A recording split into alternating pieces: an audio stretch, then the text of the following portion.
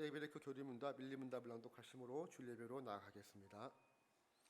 살아서나 죽어서나 당신의 유일한 위로는 무엇입니까? 살아서나 죽어서나 나의 몸과 영혼은 나 자신의 것이 아닙니다. 나의 몸과 영혼은 나의 신실하신 구주 예수 그리스도의 것입니다. 그리스도는 자신의 보배로운 피로 나의 모든 죄값을 완전히 치르셨습니다. 그리스도는 나를 마귀의 모든 권세에서 풀어주셨습니다. 또한 그리스도는 나를 지켜주십니다. 그리고 하늘에 계신 아버지의 뜻이 아니라면 내 머리에서 머리카락 하나도 떨어지지 않습니다. 참으로 모든 것은 나의 구원을 위해 합력하여 일합니다. 그리고 그리스도는 성령님을 통해 내게 영생을 보증해 주십니다. 또한 그리스도는 이제부터 진심으로 기꺼이 그리스도를 위해 살도록 나를 준비시키십니다. 아멘. 이 위로 안에서 복을 누리며 살다가 죽기 위해 당신은 무엇을 알아야만 합니까? 다음 세 가지를 알아야만 합니다. 첫째, 나의 죄와 비참함이 얼마나 큰지 알아야 합니다. 둘째, 어떻게 내가 나의 모든 죄와 비참함으로부터 구원받는지 알아야 합니다.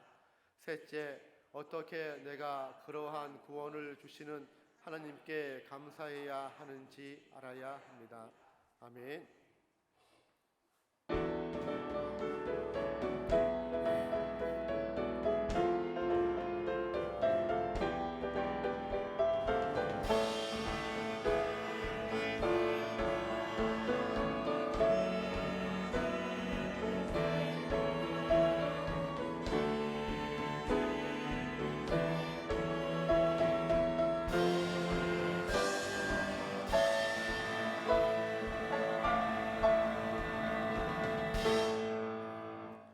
너희는 여호와께 감사하며 그 이름을 불러 아뢰며 그가 행하신 일을 만민 중에 알릴지어다. 그에게 노래하며 그를 찬양하고 그의 모든 기사를 전할지어다. 그의 성호를 자랑하라. 여호와를 구하는 자마다 마음이 즐거울지로다.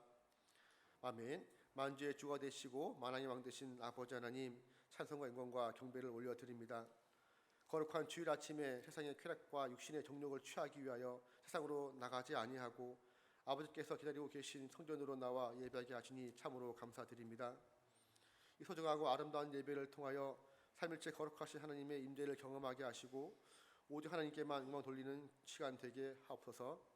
하나님께서 자녀들이 당하고 있는 처지와 형편을 잘 알고 계시오니 이 믿음 안에서 우리 모두의 세상에 걱정과 근심을 내려놓게 하시고 오직 하나님만을 신뢰하며 평안함 중에 예배하게 하옵소서. 예수 그리스도의 이름으로 기원하옵나이다. 아멘. 시편 찬송가 54장 시편 14편으로 찬양 드리겠습니다.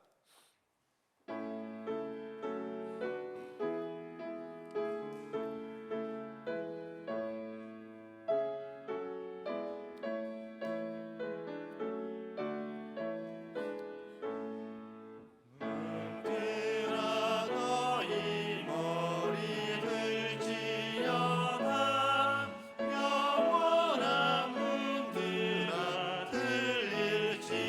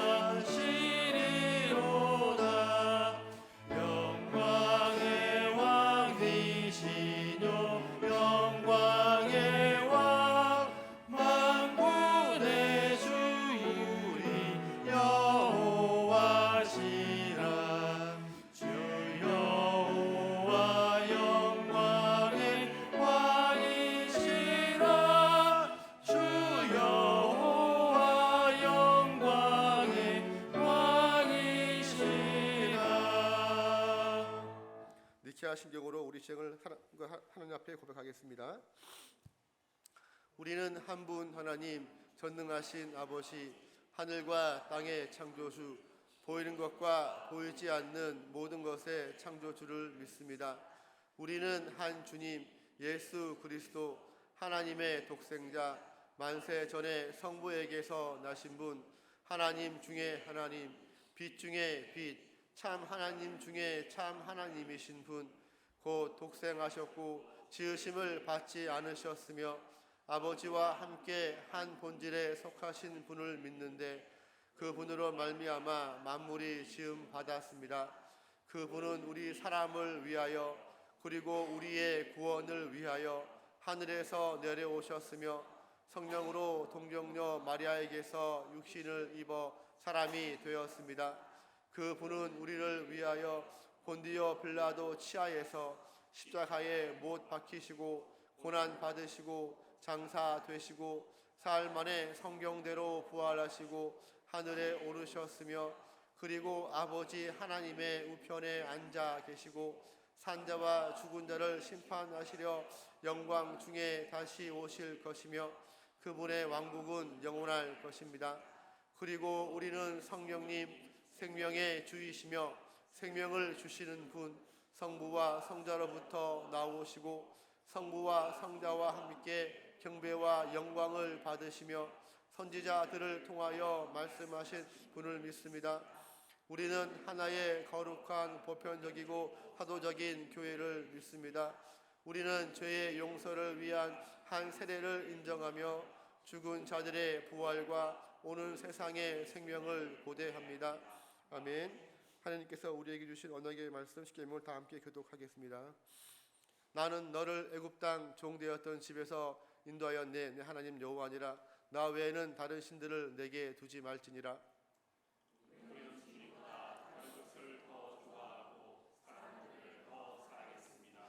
너는 자기를 위하여 새긴 우상을 만들지 말고 위로 하늘에 있는 것이나 아래로 땅에 있는 것이나 땅 물속에 있는 것에 어떤 형상도 만들지 말며 그것들에게 절하지 말며 그것들을 섬기지 말라. 나 내 하나님 여호와는 질투하는 하나님인즉 나를 미워하는 자의 죄를 갚되 아버지로부터 아들에게로 3, 4대까지 이르게 하거니와 나를 사랑하고 내 계명을 지키는 자에게는 천대까지 은혜를 베푸느니라. 우리는 말씀을 따라서 주님을 섬기지 못하였고 헛된 형상을 만드는 것처럼 우리의 하나님을 만들어 우리 자신을 위하는 합당하지 않은 예배를 드렸습니다. 너는 내 하나님 여호와 이름을 막는 데에 일컫지 말라. 나 여호와는 내 이름을 막는 데에 일컫는 자를 죄 없는 줄로 인정하지 아니하리라. 우리는 주님의 이름을 때로 가볍게 여겼고 거룩히 여기지 못했습니다. 그리고 우리의 말과 행동으로 주님의 이름을 부끄럽게 했습니다. 내 하나님 여호와가 내게 명령한 대로 안식일을 지켜 거룩하게 하라. 6 동안은 힘써 내 모든 일을 행할 것이나 7째 날은 내 하나님 여호와의 안식일인즉 너나 내 아들이나 내 딸이나 내 남종이나 내 여종이나 내 소나 내 낙이나 내 모든 가축이나 내 문 안에 유하는 객이라도 아무 일도 하지 못하게 하고 내 남종이나 내 종에게 너같이 안식하게 할지니라. 너는 기억하라. 내가 애굽 땅에서 종이 되었더니 내 하나님 여호와가 강한 손과 편팔로 거기서 너를 인도하여 내었나니 그러므로 내 하나님 여호와가 내게 명령하여 안식일을 지키라 하느니라. 우리는 주님의 날을 거룩히 지키지 못하였고 우리를 노예로 붙드는 세상적인 것으로부터 참 자유를 누리지 못하고 온전히 주님을 예배하고 경건한 일과 선행을 베푸는 날로 보내지 못했습니다. 너는 내 하나님 여호와께서 명령한 대로 내 부모를 공경하라. 그러면 하나님 여호와가 내게 준 땅에서 내 생명이 길고 복을 누리리라. 우리는 마땅히 해야 할 부모에 대한 공경을 다하지 못하였고 위에 있는 자에게 합당한 공경을 하지 못하였고 아래에 있는 자를 존중하지 못하였습니다. 살인하지 말지니라. 우리는 하나님의 형상인 사람을 값싸게 취급하였고 분노와 미움으로 피를 흘리는 자리에 서 있었습니다. 간음하지 말지니라. 우리는 마음으로 말로 행동으로 음란하고 부정한 일을 하였습니다. 도둑질하지 말지니라. 우리는 우리의 필요를 채우시는 하나님을 의지하지 못하여 훔치고 빼앗고 속이는 죄를 지었습니다. 내 이웃에 대하여 거짓 증거하지 말지니라. 우리는 거짓말로 하나님께 신실하지 못하였고 이웃을 해쳤습니다. 내 이웃의 아내를 탐내지 말지니라. 내 이웃의 집이나 그의 밭이나 그의 남종이나 그의 여종이나 그의 소나 그의 나귀나 내 이웃의 모든 소유를 탐내지 말지니라. 우리는 불만과 질투와 욕정으로 탐심을 키우는 죄를 지었습니다. 아멘. 찬송가 410장으로 하나님께 찬양 올려드리겠습니다.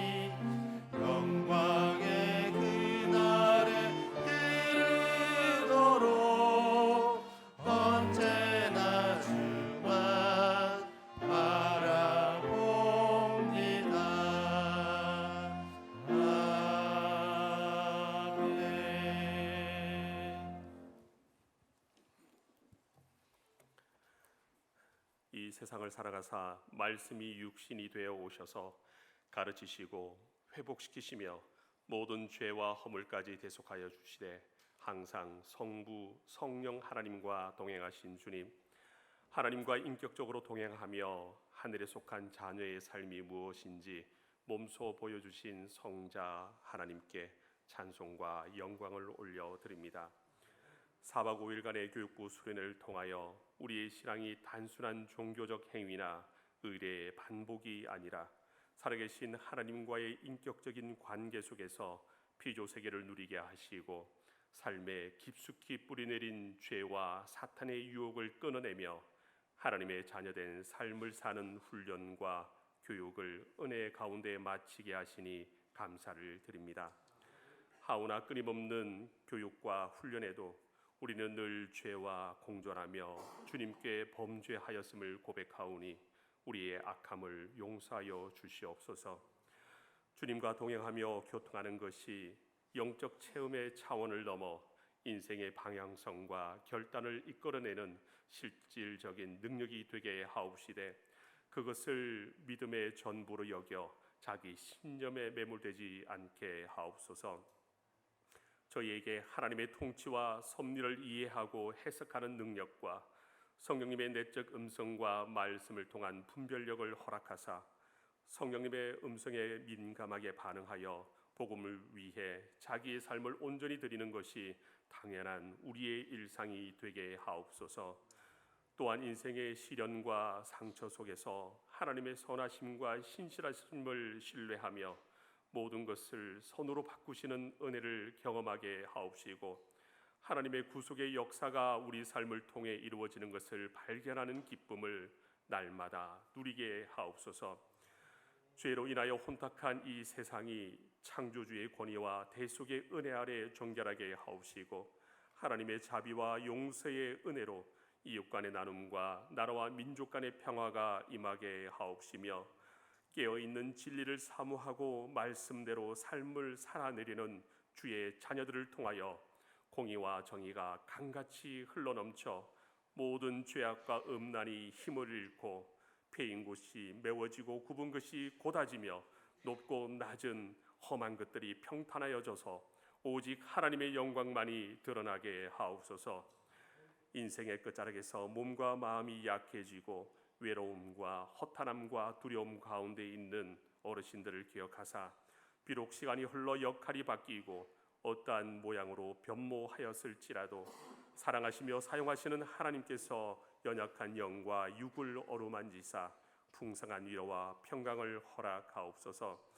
질병과 노안으로 자리를 보존하신 성도들에게 보혈의 손으로 어루만지사 치유하여 주옵시고 육신의 죽음마저도 하나님의 은혜와 선물인 것을 기뻐하며 주님의 부르심을 사모하는 구원의 확신과 영생의 기쁨을 누리게 하옵소서. 단위에 서신 목사님께 성령 충만으로 임하사 영과 육을 강건하게 하옵시고 지혜와 능력을 다하사 주님과의 깊은 교제 속에 교회와 성도를 향한 주님의 뜻을 깨달아 맡긴 사명을 넉넉히 감당하게 하옵시며 그의 삶이 늘 하나님께서 기뻐하시는 기름지고 거룩한 향기가 되게 하옵소서. 십자가 위에서 흘리신 주의 보혈의 은혜가 선포될 때에 인생의 모든 문제가 해결되고 이미 받은 은혜로 범사에 감사함을 고백하는 영생의 삶으로 저희를 인도하여 주시옵소서. 우리와 항상 함께 계시는 임마누엘의 하나님, 마음과 정성을 다하여 드리는 우리의 예배를 기쁘게 흠양하옵시고 모든 영광 주님 홀로 받으옵소서. 예수님의 이름으로 기도드립니다. 아멘.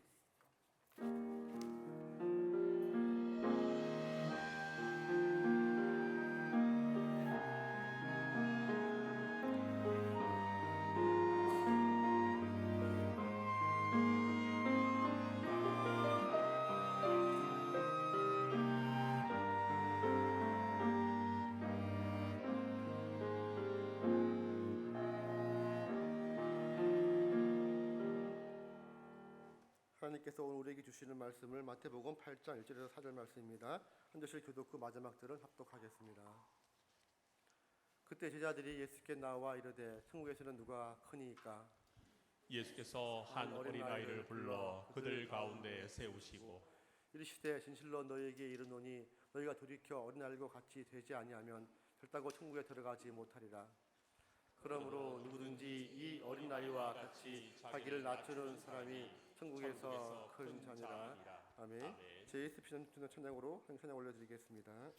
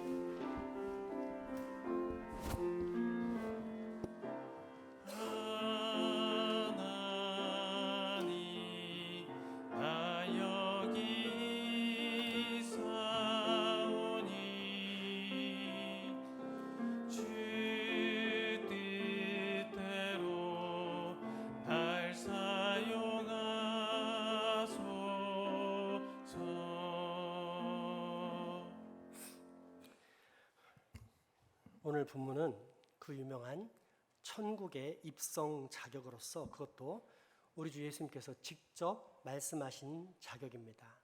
과연 어떤 사람이 천국에 들어갈 수 있을까요? 이에 앞서 반드시 알아야 할 것이 있는데 그것은 천국에 대한 개념입니다. 천국하면 모두들 흔히 인식하기를 죽어서 가는 곳으로 생각합니다. 물론 그것도 천국이 맞지만 전부는 아닙니다. 따라서 천국의 뜻을 정확히 알아야 하는데 천국을 풀었으면 하나님의 나라입니다. 그러므로 천국은 먼저 방금의 예처럼 개인적인 종말, 우리가 죽음으로써 맞이하거나 또는 전체적인 종말, 예수 그리스도께서 다시 이 땅에 오심으로써 온 인류가 맞이하는 궁극적인 하나님의 나라를 뜻합니다. 이 나라는 영광의 하나님께서 사랑과 공의로 친히 다스리시는 나라로서 그 어떤 죄도 악도 흠도 티도 없는 거룩하고 아름다운 완전한 나라입니다. 이 천국이 장차 우리가 합류해야 할 본점이라면 지점도 있습니다. 하나님께서 다스리시는 그처럼 아름답고 거룩하고 완전한 나라를 미리 체험할 수 있도록 이 땅에 펼쳐주신 천국입니다. 이 천국을 좁은 의미로 정의하면 우리가 두 눈으로 분명하게 볼 수 있는 교회라 할 수 있고, 넓은 의미로 보자면 비록 교회라는 가시적 공동체로 존재하진 않지만 하나님의 말씀과 뜻을 따라 살아가는 모든 신앙 공동체, 즉 하나님의 통치를 받으며 살아가는 사람들의 모임이라 할 수 있습니다. 그렇다면 어떤 사람이 과연 이 천국, 하나님의 나라 백성으로서 합당한 사람일까요? 첫째, 욕심이 없는 사람입니다. 그러나 욕심이 없는 사람이란 궁극적인 천국에서나 존재할까? 이 죄악된 세상에서는 찾아볼 수가 없습니다. 그래서 다른 말로 더 정확하게 표현하자면 제자도의 사람입니다. 제자도란 무엇입니까?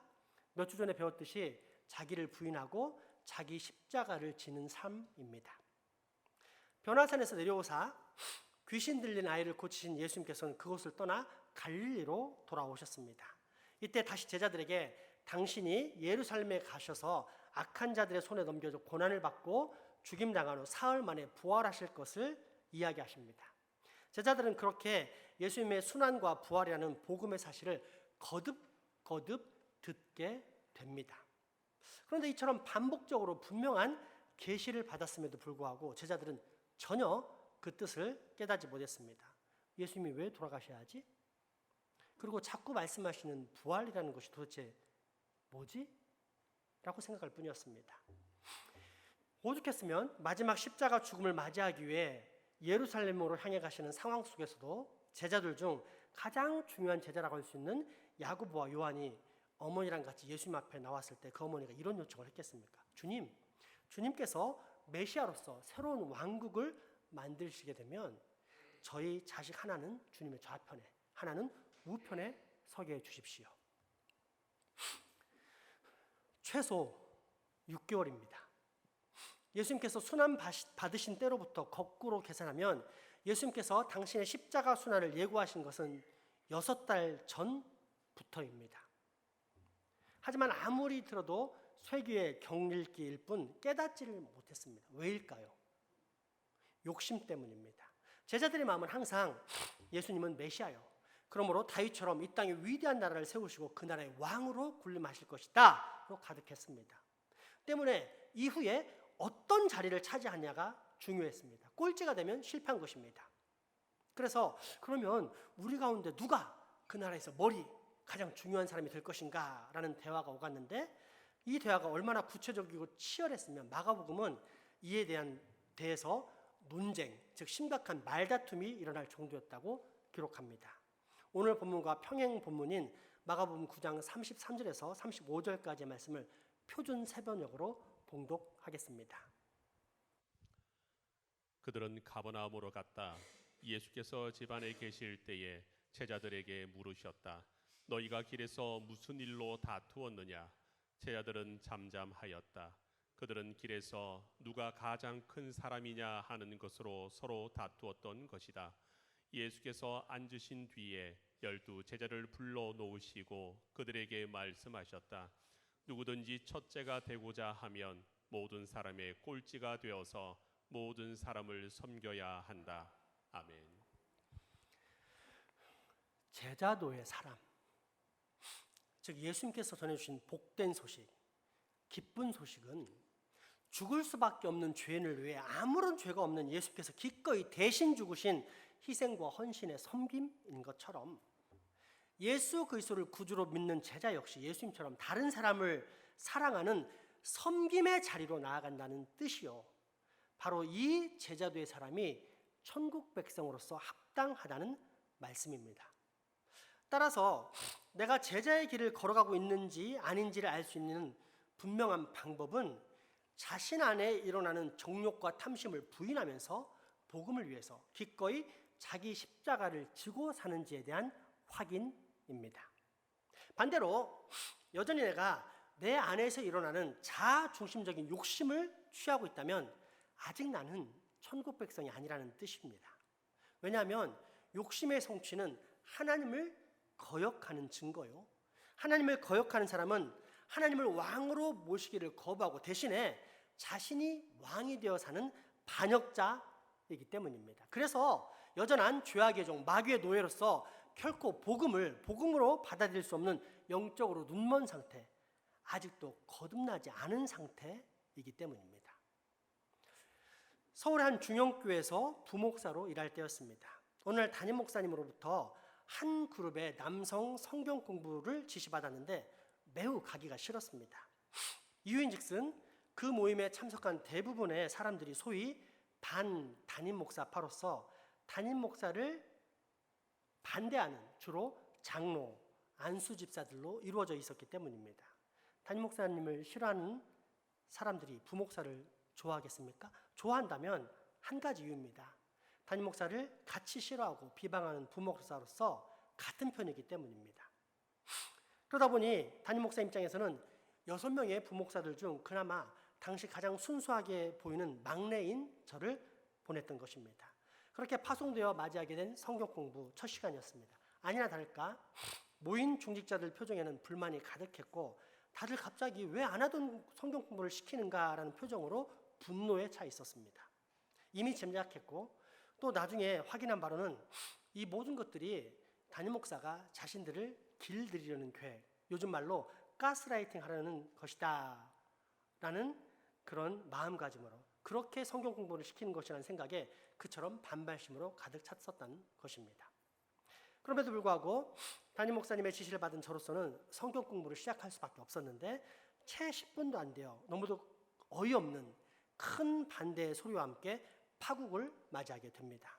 지금도 기억이 생생한데 그때 제가 전했던 성경 공부의 도입부는 다음과 같습니다. 여러분, 우리가 믿는 하나님은 초월과 내재의 하나님입니다. 초월은 말 그대로 인간의 이성과 상식을 초월하는 위대하신 하나님을 말하고, 내재는 그럼에도 불구하고 그 초월의 하나님이 우리의 삶과 동떨어져 있지 않고 우리 곁에 늘 함께 하시면서 우리의 삶을 돌보시고 인도하시는 것을 뜻합니다.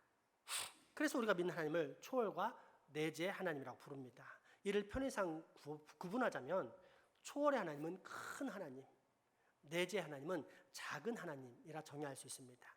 그런데 현대에 와서는 이 초월과 내재의 하나님에 대한 균형이 깨졌습니다.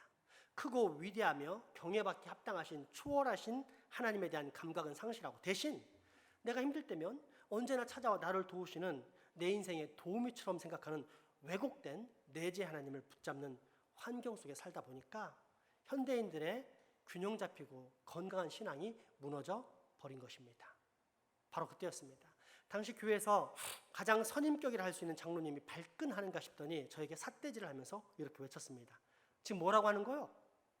그러니까 목사님이 아는 하나님은 크신 하나님이고 우리가 아는 하나님은 작은 하나님이란 뜻이요? 이보세요, 전 목사님. 그런 식으로 노골적으로 담임 목사 편을 들지 마세요. 여기 우리를 모이게 할 때부터 알아챘지만 어떻게 이런 식으로 무조건 목사에게 복종하라는 식의 메시지를 노골적으로 전합니까? 이제 더 이상 우리에게 모이라고 하지 마시오. 그렇게 끝이 났고 저는 한동안 억울하고 어이가 없어서 그 자리에 멍하니 서 있어야만 했습니다. 아무런 이해관계가 없는 객관적인 여러분의 입장에서 바라볼 때는 어떻습니까? 제가 전했던 메시지가 과연 담임 목사님에게 순종하라는 메시지입니까? 아니면 가장 기초적인 교리, 즉 기독교의 핵심 진리에 관한 가르침입니까? 당연히 가장 기본적이고 핵심적인 교리였습니다. 그러나 이런 불행을 야기한 가장 근원적인 이유는 소위 70년 이상의 전통을 자랑하는 교회의 안수집사, 장로라는 사람들이 교리의 기본조차 알지 못했다는 것이라면, 그에 못지않은 큰 이유는 이미 반발심, 적개심에 차 있어서 자기 욕심에 부합하는 메시지 외에는 그 어떤 메시지도 듣지 않고 거부할 마음의 준비를 이미 완벽하게 끝냈다는 것입니다. 그러니 아무리 복음이 들려와도 그 복음을 정말 복된 소식으로 받아들일 수 없는 비참한 상태에 놓인 것입니다. 그래서 우리 교회는 이런 자기 욕심이라는 죄와 그로 인한 비참함의 상태에 놓이지 않을 뿐더러, 혹 이미 그런 상태라면 그런 자신의 모습을 스스로 발견하도록 하이델베르크 교리문답을 통해 매주일 끊임없이 자신의 신앙 상태를 점검하게 하는 것입니다. 하이델베르크 교리문답 제2문답을 다시 한번 확인해 보겠습니다. 복을 누리며 살다가 죽기 위해 당신은 무엇을 알아야만 합니까? 다음 세 가지를 알아야만 합니다. 첫째, 나의 죄와 비참함이 얼마나 큰지 알아야 합니다. 둘째, 어떻게 내가 나의 모든 죄와 비참함으로부터 구원받는지 알아야 합니다. 셋째, 어떻게 내가 그러한 구원을 주시는 하나님께 감사해야 하는지 알아야 합니다. 아멘. 제자들의 문제도 바로 이 욕심이었습니다. 그들의 생각은 머지않아 강림할 천국에서 우리 가운데 누가 머리가 되어서 훨씬 더 많은 권력을 누릴 것인가에 가 있었습니다. 그리고 이것은 교회나 노회나 총회 등 소외 현재의 기독교 내뿐 아니라 오랜 교회 역사에서 비일비재하게 발생했던 일입니다. 물론 말로는 내가 높은 자리에 앉으려는 것은 권력을 구하려는 것이 아니다. 더 많은 봉사, 더 많은 섬김을 할 수 있는 기회를 얻기 원하는 것뿐이다. 하지만 권력욕이 강한 사람일수록 자기 속에 있는 강한 욕심을 합리화하기 위해서 그렇게 말할 뿐입니다. 그러면서 겉으로는 하나님 나라에 봉사해야 한다. 저 선교지에 큰 교회를 세워야 한다. 우리 목사님들 잘 살 수 있도록 어마어마한 복지를 마련해야 된다. 하나님 나라에 봉사해야 된다라는 말로써 자신의 욕심을 교묘히 둘러씌웁니다. 그런데 진짜 중요하게 생각할 일이 여기 있습니다. 하나님께서 과연 이런 인간의 성취에서 큰 감격과 기쁨, 영광을 받으실까 하는 문제입니다. 우리가 뭔가 큰 일을 계획하고 그 목적을 성취해낼 때 하나님이 기쁘시게 하고 하나님께 영광을 올려드린다는 생각을 할 때가 참으로 많지 않습니까? 하지만 이 모든 생각들은 착각입니다. 왜냐하면 하나님께서 우리를 향하신 목적은 큰 일의 성취가 아닌 하나님 아버지와 나와의 관계이기 때문입니다. 그래서 하나님께는 지금 당신의 백성들이 진정한 주인이신 당신과 더불어 그 주인님의 능력을 의지하며 살고 있는가가 가장 중요한 문제이자 목적입니다. 때문에 어떤 하나님의 백성이 만일 심각한 외부의 환난과 요동 속에서도 평안하고 당황하지 않을 수 있다면 그것이 바로 하나님의 목적이 성취된 것입니다. 하나님을 영화롭게 하는 것은 하나님의 말씀대로 살아가는 날마다의 삶, 즉 성화의 과정이지 결코 하나님을 빙자해 자신의 욕심이 설정한 어떤 업적을 성취하는 것이 아니기 때문입니다. 따라서 우리가 정말로 하나님을 기쁘시게 하고 하나님께서 우리에게 설정하신 목적을 이루려 한다면 그것은 올바른 제자의 도입니다. 어떠한 상황 가운데서도 날마다 자기를 부인하고 자기 십자가를 지는 것, 내 안에서 일어나는 옛 본성의 유혹과 충동인 정욕과 탐심, 모든 자아중심적인 욕심을 버리고 하나님의 말씀을 따라 하나님의 뜻을 이루며 사는 것을 가장 기뻐하고 즐거워하는 사람, 바로 그 사람이 천국 백성의 자격, 곧 하나님 나라에 합당한 백성인 것입니다. 둘째, 하나님 나라의 백성으로서 합당한 천국의 자격은 어린 아이와 같은 사람입니다. 오늘 본문 마태복음 18장 1절에서 4절까지의 말씀입니다. 그때에 제자들이 예수께 나와 이르되 천국에서는 누가 크니이까?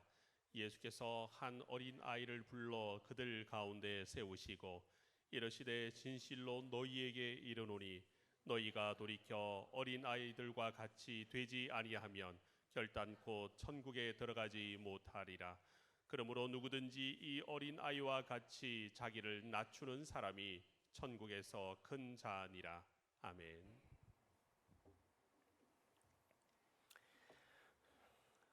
예수님께서 마지막 6개월 동안 아무리 순환과 부활을 예고했어도 깨닫지 못하는 제자들 뿐만 아니라 오히려 죽으면 안 된다. 예수님이 죽으면 그동안 따라다니던 우리는 뭐가 되냐 라는 생각과 더불어 주님, 장차 주님께서 세우실 왕국에서는 누가 가장 중요한 인물이 됩니까? 라고 물어보는 제자들로 인해 예수님의 거룩하신 마음은 참으로 슬펐을 것입니다.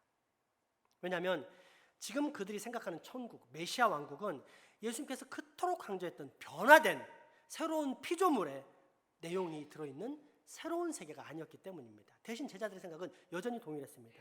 주님이 세우신 왕국도 결국은 이 세상 모든 왕국들과 비슷한 조직과 제도를 가지고 있을 것이다. 그래서 위에 있는 사람은 항상 권력과 기회를 많이 가지면서 세력을 확장할 수 있고 또한 소유물도 크게 늘어날 것이다. 흔한 이 세상의 사고 방식입니다. 자신의 사회적인 권력과 부 이런 것들이 즉각적으로 떠오르는 세계입니다.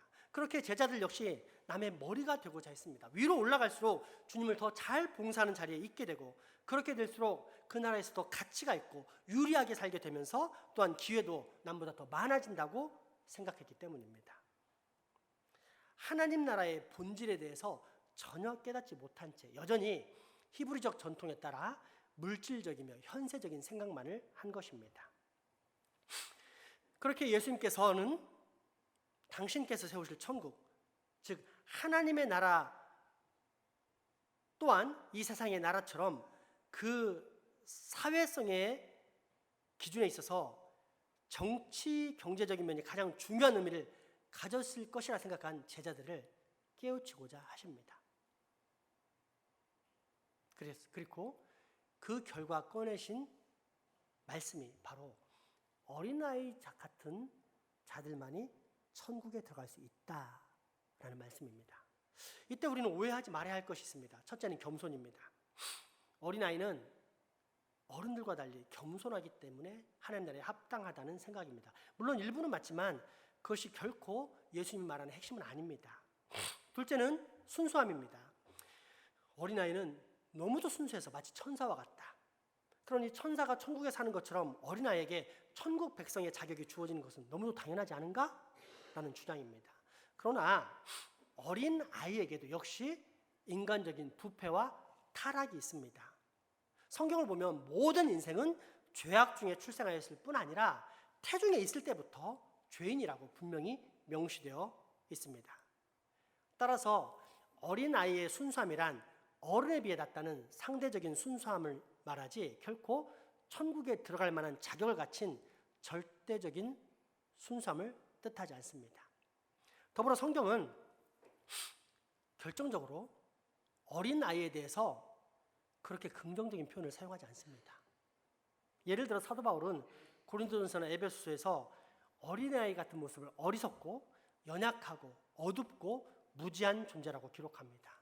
그래서 사람의 괴율과 간사한 유혹과 이 세상의 모든 타락한 가치관을 분별하지 못한 채 쉽게 그 세속의 파도에 요동치는 존재가 어린아이라고 지적합니다. 제대로 성장한 장성한 어른은 결코 빠지지 않는 어리석은 충동에 어린아이들은 쉽게 휩쓸린다는 것입니다. 한번 볼까요? 고린도전서 3장 13장 11절, 고린도전서 14장 20절, 에베소 4장 13절에서 15절까지의 말씀을 확인해 보겠습니다. 내가 어렸을 때에는 말하는 것이 어린아이와 같고 깨닫는 것이 어린아이와 같고 생각하는 것이 어린아이와 같다가 장성한 사람이 되어서는 어린아이의 일을 버렸노라. 형제들아, 지혜는 아이가 되지 말고 악에는 어린아이가 되라. 지혜는 장성한 사람이 되라. 우리가 다 하나님의 아들을 믿는 것과 아는 일에 하나가 되어 온전한 사람을 이루어 그리스도의 장성한 분량이 충만한 데까지 이르리니 이는 우리가 이제부터 어린아이가 되지 아니하여 사람의 속임수와 간사한 유혹에 빠져 온갖 교훈의 풍조에 밀려 요동하지 않게 하려 함이라. 오직 사랑 안에서 참된 것을 하여 범사에 그에게까지 자랄지라. 그는 머리니 곧 그리스도라. 아멘.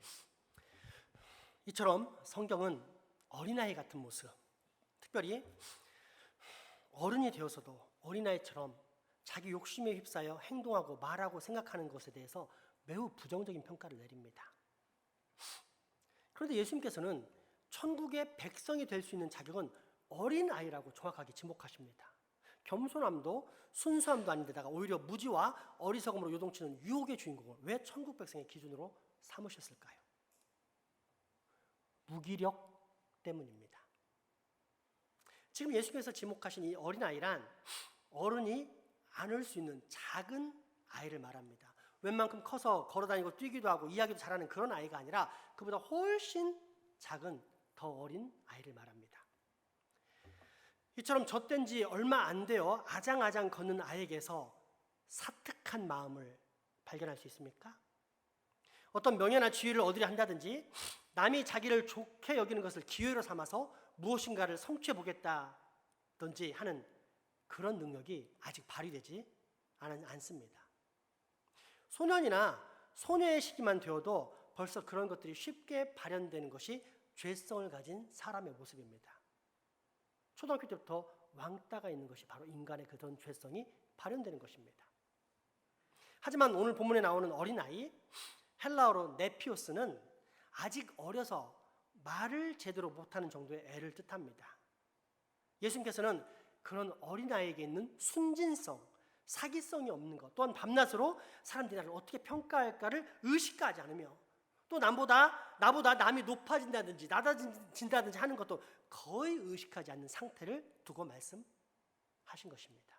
대신 오직 눈에 보이는 엄마 아빠만을 의존하는 상태, 즉 우리의 영원하고 완전한 부모이신 삼위일체 하나님만을 의존하며 그분의 사랑과 평가만을 사모하며 살아가는 상태를 뜻합니다. 그렇게 주님은 천국 백성의 자격에 대해서 너희들은 돌이켜서 이런 어린아이와 같이 되어야 한다라고 말씀하신 것입니다. 이때 돌이킨다는 말은 매우 중요한데 이 돌이킨다는 동사를 명사로 만들어 놓은 헬라어 단어가 에피스트로페입니다. 이는 신학적으로 매우 중요한 변개라는 단어로서, 변개라는 것은 하나님께서 그 사람에게 새로운 생명을 주셔서 그로 말미암아 새 영혼의 활동 기능이 생긴다는 것이 첫째입니다. 그래서 이 마음이 생긴 사람은 먼저는 자기 죄에 대해서 느끼게 된다는 것입니다. 그리고 나아가 두 번째, 오직 예수 그리스도만 의지하고 믿고 나아가게 되는 것, 그것을 에피스트로페, 변개라고 표현합니다. 이처럼 변개란 회개와 더불어 신앙을 포함하는 말인데 오늘 본문 3절에 나오는 너희는 돌이켜서 라는 단어가 바로 그런 뜻을 가집니다. 즉 그리스도만 의지하고 나아가면 그 사람의 상태는 어린아이같이 된다는 것입니다. 때문에 남이 잘 되는 것에 대해서 시기하지도 질투하지도 마음을 쓰지도 않고 남이 자신을 뭐라고 평가해도 그런 것에 마음을 쓰지 않을 뿐만 아니라 사특한 마음으로 어떤 것을 이용해서 자꾸만 자신의 것으로 삼으려는, 자기 편으로 만들면서 패거리 분단을 만들려는 그런 생각도 하지 않습니다.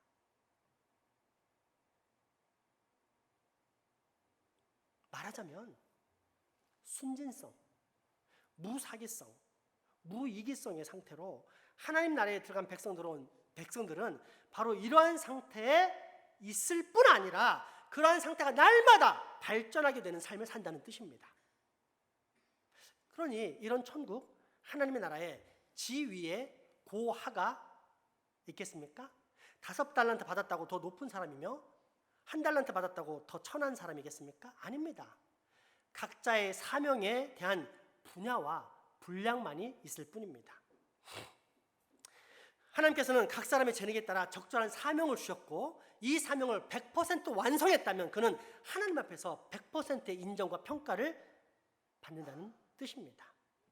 즉 능력과 성취의 크기로 평가받는 세상이 아닌 하나님과의 관계, 날마다 하나님의 말씀과 뜻을 따라 살아가면서 변화되는 그 성화의 크기, 그 하나님과의 관계로 평가받는 사회가 천국, 하나님의 나라인 것입니다.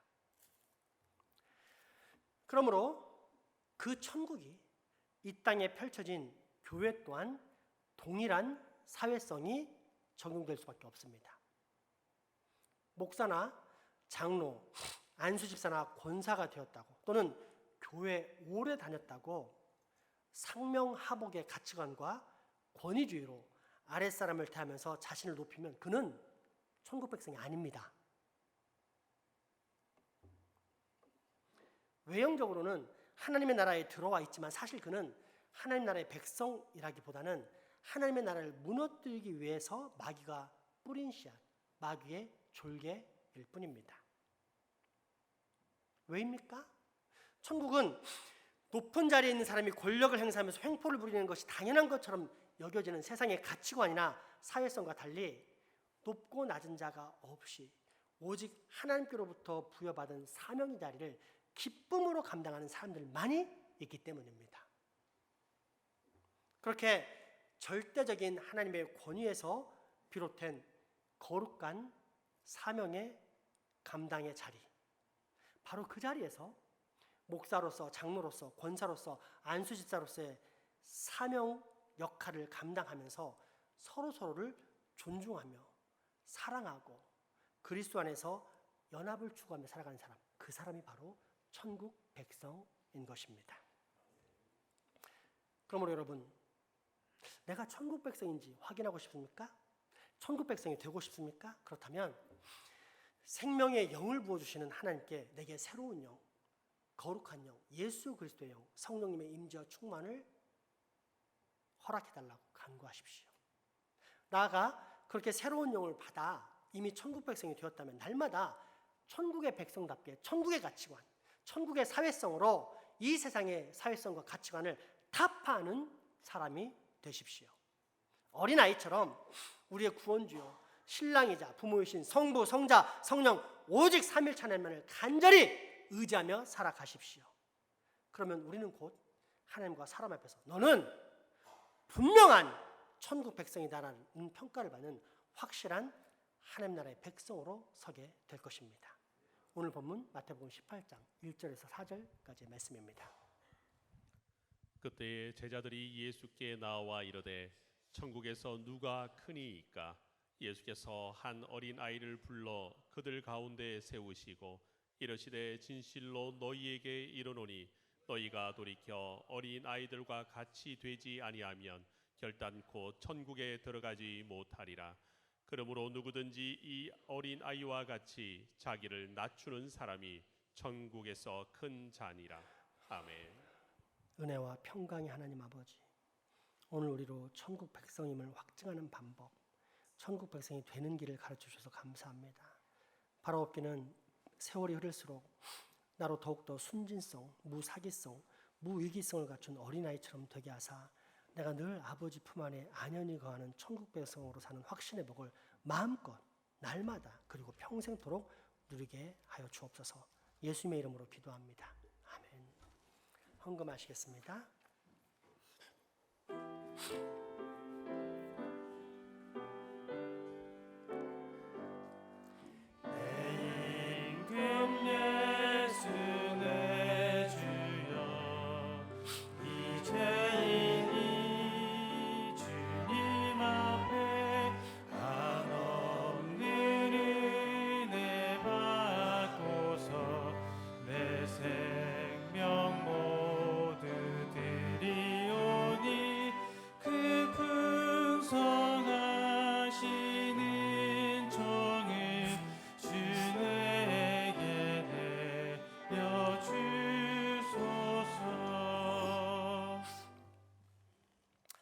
사랑과 은혜가 풍성하신 아버지 하나님, 오늘 예배로 아버지께 모든 찬양과 경배, 영광 올려드릴 수 있음을 감사드립니다. 우리를 많은 사람들 중에 하나님의 자녀로 선택하여 주시고 이처럼 거룩하고 복된 하나님의 전에 나와 영과 진리로 예배할 수 있게 하시니 어찌 그리 감사한지요. 그 충만하신 은혜에 감사히 이 시간 말씀을 따라서 정성을 모아 예물을 드리오니 주님 이 예물을 연락하시고 복내려 주옵소서. 이 모든 예물이 하나님 나라와 의를 위해 사용되게 하시되 그 모든 현장에 결코 모자람이 없이 쓰고도 남음이 있는 오병이어의 기적을 꼭 베풀어 주옵소서. 주님 바친 손길도 기억하사 복내려 주시옵소서. 그 진로와 가정과 직장과 사업에 함께하사 날마다 형통하고 발전하게 하심으로 하나님께서 우리를 얼마나 세밀하게 아끼시고 돌보시는지를 확인하게 하여 주옵소서. 그러나 주님, 주님께 받은 형통으로 인해 우리의 지위와 수입이 높아지고 늘어날 때 우리만 즐기는 어리석음에 빠지지 않게 하시고 우리에게 책임지어진 불쌍한 이웃과 나그네들이 있음을 기억해 하사 반드시 그들에게 참된 나눔을 베푸는 참 복을 우리도 꼭 누리게 하여 주옵소서. 무엇보다 우리 장생포교회 모든 가정들을 보살펴 주옵소서. 각 가정마다 근심 걱정이 사라지는 은혜를 얻게 하시옵고 혹 고난 중에 있다 하더라도 자족의 마음과 자족의 은혜를 받음으로 말미암아 장생포교회 온 가족들에게는 언제나 감사와 찬송의 메아리가 울려 퍼지는 평강의 복, 천국의 복이 넘쳐나게 하여 주옵소서. 우리의 가족이지만 병환으로 예배에 함께하지 못하는 소중한 환우들, 직장 사업이와 국방위로 타지에 나가 수고하는 우리 교우들에게도 동일한 은혜를 주시고 무엇보다 이 지역사회에 우리가 맡아 싸우니 장생포와 울산에 하나님의 선택하신 백성들이 어서 빨리 우리 교회 나와 함께 예배하며 하나님께 영광을 올려드리고 우리가 전도의 사명을 잘 감당하게 하여 주시옵소서. 예수님의 이름으로 기도합니다. 아멘.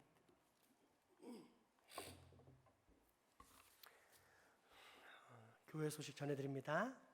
오늘 오후 12시에 제자의 방에서 당회가 있으니 당회원들은 잘 참석해 주시기 부탁드리겠습니다. 돌아오는 화수를 제가 통성경 렉처러 세미나를 다녀올 예정입니다. 그러다 보니 새벽기도 화수는 자율기도로 하도록 하겠습니다. 원래는 가까운 안동에서 이 렉처러 세미나가 있었는데 참 아쉽게도 우리가 수련회 다녀온 기간과 겹쳐가지고 8월 1일인가 그날이 8월 며칠인가 있었는데 1일인가 있었는데 제가 못 가봤습니다. 그래서 부득불 이제 변화된 내용을 좀 알고 강사로서 확인해야 되기 때문에 제가 돌아오는 화수를 좀 다녀올 예정입니다. 참고하시고 새벽에는 자율기도로 해주시면 감사하겠습니다. 오늘 먼저 귀한 섬김들인데 떡 섬김이 있습니다. 교육부 여름수련회가 성황리에 종료돼서 감사한 마음으로 우리 교사들 또 실행위원들이 제주도 특산품인 오메기떡을 준비했습니다. 정말 맛있고 어른들이 좋아하실 만한 떡인데요. 맛있게 드시기 바랍니다. 이제 이 부분에 대해서는 우리가 조금 더 하나님의 영광을 드러내고 하나님의 은혜에 감사할 필요성이 있어서 약간의 부연 설명을 좀 하도록 하겠습니다. 이렇게 이제 교육부 여름수련회가 성황리에 종료됐다 그러면은 상투적인 어떤 미사여구처럼 생각하는 분들이 많습니다. 실제로 그렇게 말하는 경우도 많고요. 왜냐하면 어떤 일을 했는데 그냥 그럭저럭 됐는데 이런 일을 그럭저럭 됐다고 표현하면서 끝내면은 우리가 믿는 하나님의 영광을 드러내지 못하니까 하나님이 크게 도우셔서 우리가 이렇게 잘 끝냈습니다라고 과장하는 경우가 교회들마다 꽤 있습니다. 근데 이 과장은 좋은 말로 과장해지고 다른 말로 말하면 이제 거짓말입니다. 그냥 평범하게 끝났는데 그냥 막 과장해서 이렇게 하는 경우, 거짓말하는 덧붙이는 경우가 있는데 이제 이게 왜 일어나냐면 참 성도들과 달리 약간 변질된 성도들은 어느 순간부터 예수님의 증인으로 살지 않고 예수님의 변호사로 사는 경향이 있습니다. 그러니까 그 당위적인 신앙, 하나님의 영광을 위해서 우리는 조금 꾸며도 돼, 거짓말을 해도 돼. 그래서 하나님을 높여드리는 그런 어떤 일을 해야 돼 하면서 그게 목적이 되어 있어요. 근데 아까도 말했지만 우리 하나님께서 바라시는 우리의 목적은 뭐죠? 과정이죠. 얼마나 내가 거룩하고 정직하고 신실한지를 보시고 그게 이루어지면 하나님은 기뻐하신다는 겁니다. 그래서 우리는 변호사 같은 그리스도인의 삶은 버려야 합니다. 물론 변증이 필요할 때는 변호사, 그것도 정직한 변호사가 돼야 되겠지만 변호사 같은 삶을 버리고 정직하게 있는 그대로 이야기해야 되는데 이제 그런 면에서 우리 교회는 변호사가 아니라 이제 증인으로서의 삶을 이제 고백할 수 있어서 참으로 감사하고 그게 특별히 하나님의 영광이 되는 것 같습니다. 우리가 처음 이 수련을 시작할 때는 상당히 연약한 재정에다가 여러모로 부족한 상태에서 시작을 했고 오직 하나님께 의지하며 기도하며 후원하며 이제 일정을 짜면서 일을 진행했는데 막상 끝나고 나니까 우리의 예상과는 다르게 어마어마하게 많은 비용들이 남았습니다. 우리가 빌려왔던 모든 비용을 장학금의 비용을 다 갚고도 넉넉하게 남는 그런 역사가 일어났습니다. 사람들이 저 연약한 교회에서 어떻게 제주도로 그 많은 교인들이 가게 되느냐 했지만 우리는 그렇다고 뭐 쫄쫄 굶거나 이런 것도 아니고 마음껏 먹고 마시고 즐기는 상황 가운데서도 결코 부족하지 않고 오히려 차고 넘치는 역사를 본 증인들이 되었습니다. 얼마나 감사한지 모릅니다. 그래서 우리 그걸 참했던 우리 교사들이 너무나 감사하고 또 이렇게 된 데는 근원적으로는 하나님의 역사요. 또 이 외적으로는 성도들이 기도하고 후원해 준 덕분이다 해서 감사한 마음으로 이렇게 떡을 섬기게 되었습니다. 그래서 이 떡은 정말로 감사와 기쁨의 떡입니다. 맛있게 감사함으로 드시면 좋겠습니다. 두 번째는 과일 섬김이 있습니다. 이 부분도 잠깐 설명을 드리자면 함께 이번에 수련회를 동참했던 최의성, 최한나, 서유진 집사 가정에서 했는데 이 최의성, 최한나, 서유진 집사님 가정은 이렇게 철마다 저에게 이렇게 마치 부모에게 봉양하듯이 과일을 제공하는 분입니다. 근데 그 과일이 항상 최상등급입니다. 무농약 또는 유기농 제품으로서 보통 과일보다 훨씬 비싼 그런 과일들을 늘 우리 가족에게 철마다 그 철에 맞는 과일을 제공하는 그런 집입니다. 참 저를 사랑하고 아끼는 그런 가정이죠. 그런데 이번에 제가 이번에 우리 교회에다가 수련회 함께 참여해서 감사하다고 해서 이제 과일을 보냈는데 제가 확인을 해봤어요. 아니나 다를까 제게 줬던 것과 똑같은 제품으로 이렇게 보내왔습니다. 그만큼 우리 장세한보 교회를 사랑하고 아낀다는 뜻이니까 얼마나 감사하고 기쁜지 모르겠습니다. 과일도 드시고 정말 기쁨과 감사가 넘치시는 오늘 하루가 되었으면 좋겠습니다. 네, 보통 이때 되면은 수련회 마치고 수련회 영상을 이렇게 찍어서 보여드리는데 다들 너무너무 힘들고 피곤했어요. 아이들을 섬기고 오가는 일정이 그래서 아직 준비를 못했습니다. 준비 못했죠? 네네. 그러나 다음 주 정도에는 이제 준비가 될 것입니다. 그때 우리 아이들이 얼마나 건강하고 거룩하고 그러면서 마음껏 풍성히 하나님의 나라를 누렸는지를 확인하는 시간 갖도록 하겠습니다.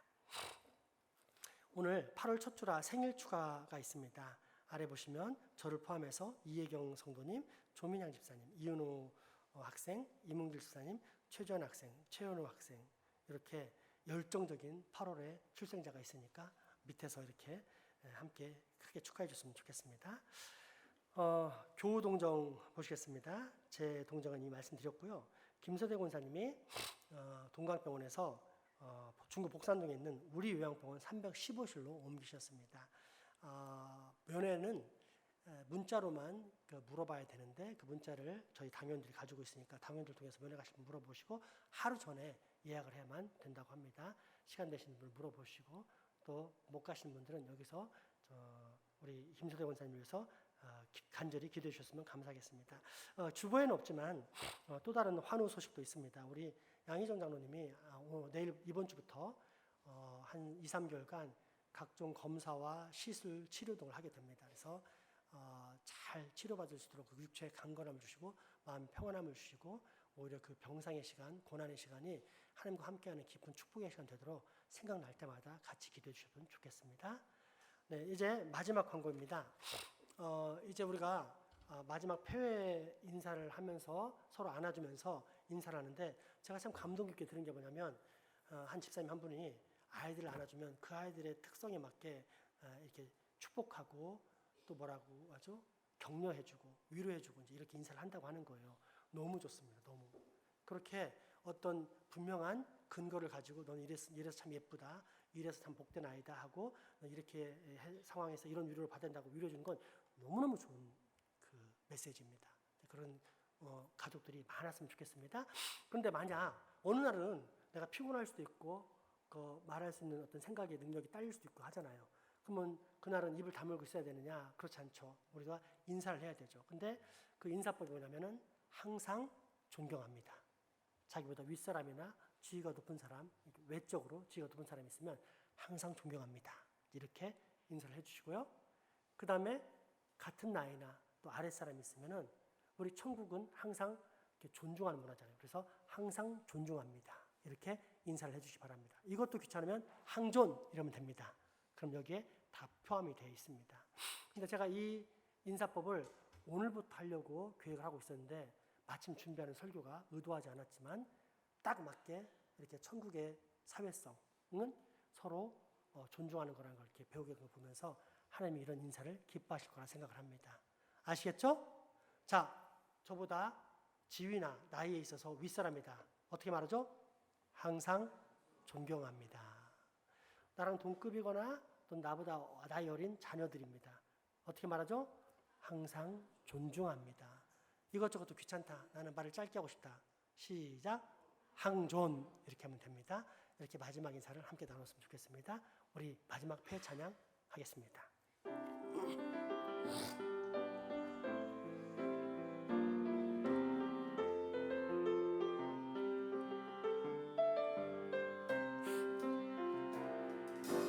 나를 보내사 소개하신 곳 가장 귀한 곳이 바로 이곳이다. 서로 안아줄까요?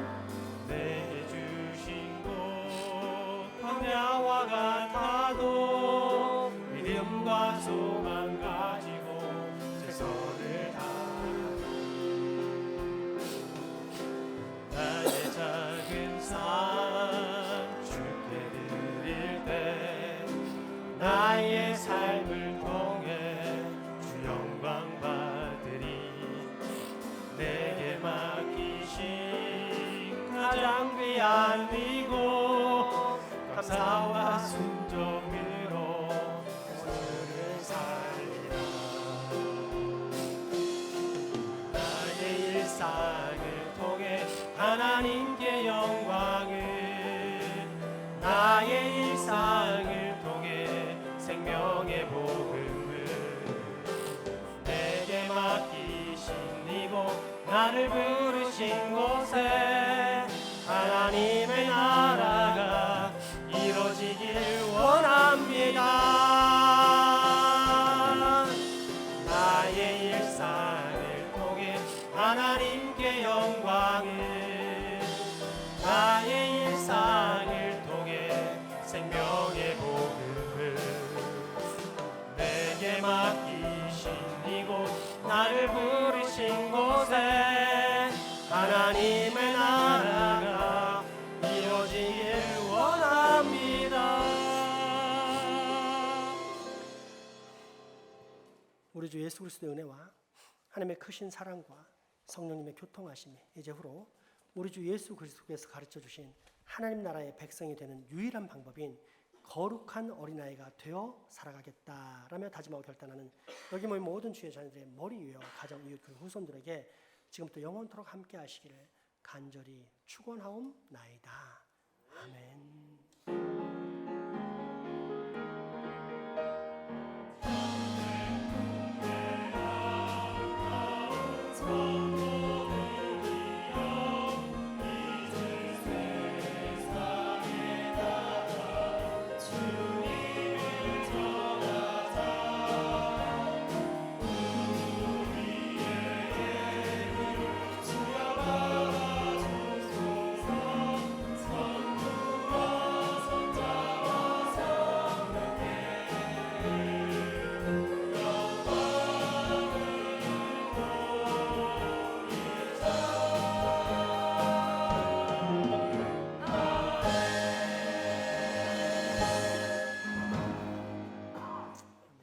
사랑과 축복의 교제 나누시겠습니다.